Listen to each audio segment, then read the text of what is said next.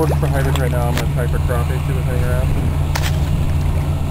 Well, I hope you know that we're going to try making a fish porno out of today. Great. Yep.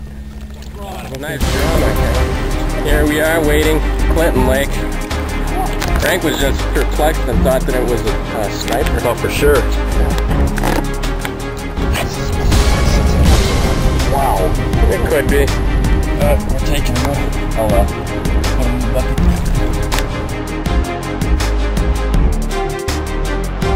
Just ran over to the other end of the lake.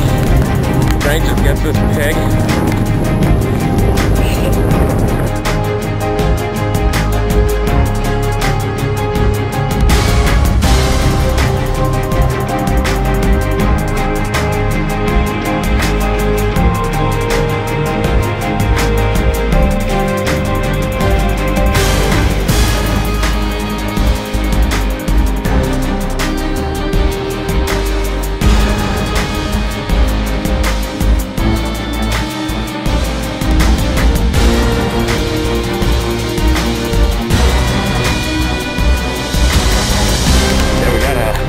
Pretty nice bass on here, Andrew hooked into. Oh my god. That's a good one, dude.